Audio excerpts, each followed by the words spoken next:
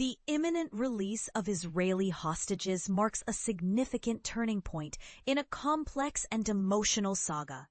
In a bold declaration, former President Donald Trump stated, "The war is over," as the clock ticks down to the release of 20 hostages from Gaza, alongside the liberation of nearly 2,000 Palestinian prisoners from Israeli jails. This agreement, brokered by the United States, represents the initial phase of a tentative ceasefire that has both relieved and heightened the anxieties of many. Trump's visit to Israel is poised to be pivotal.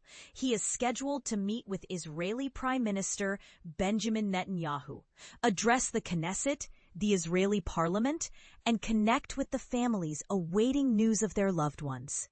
Following his time in Israel, Trump will proceed to Egypt, where a summit involving over 20 world leaders aims to discuss Gaza's future, indicating a concerted global effort towards peace. Among the hostages is Omri Miran, who was taken when Hamas militants invaded his home in Kibbutz Nahal Oz, abducting him in front of his wife and young children.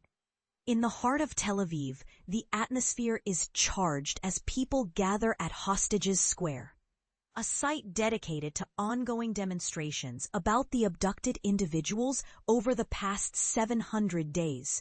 Many of those in attendance are seen singing and sharing encouragement as they await news of the hostages' return in a live broadcast. The medical team from the Hostages and Missing Families Forum has emphasized the arduous journey that awaits both the released hostages and their families. After enduring nearly 2 years of inhumane treatment, including malnutrition, lack of medical care, isolation, and abuse, these individuals will require extensive medical attention and psychological support.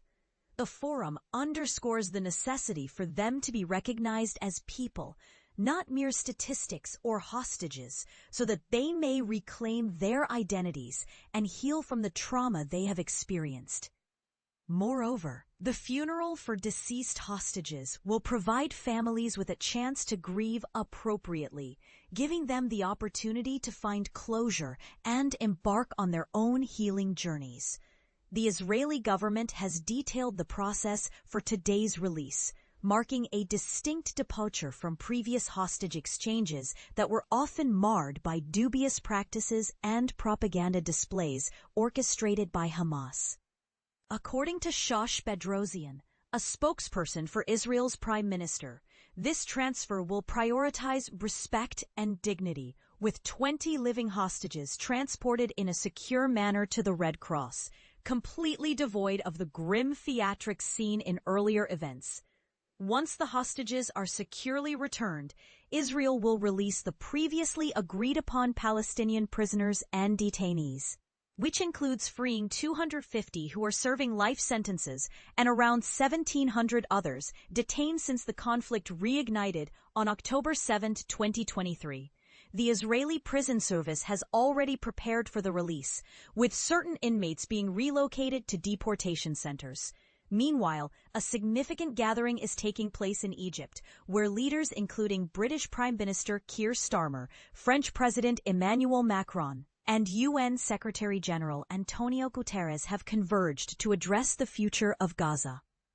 Starmer has indicated that the UK seeks to take a prominent role in the peace process, signaling a potential commitment of £20 million to aid Gaza.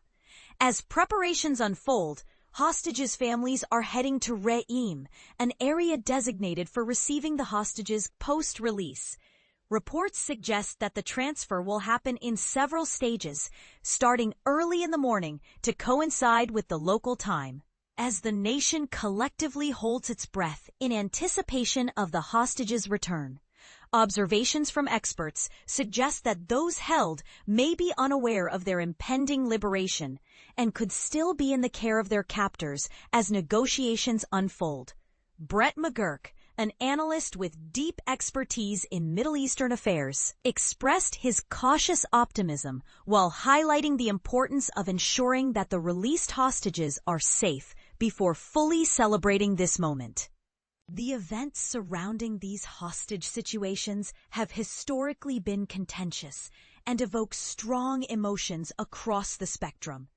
How will this latest development alter the landscape in Gaza and for the families affected? What emotions and opinions does this invoke in you, dear Rita? Your thoughts on the ongoing turmoil and the prospects for peace are important.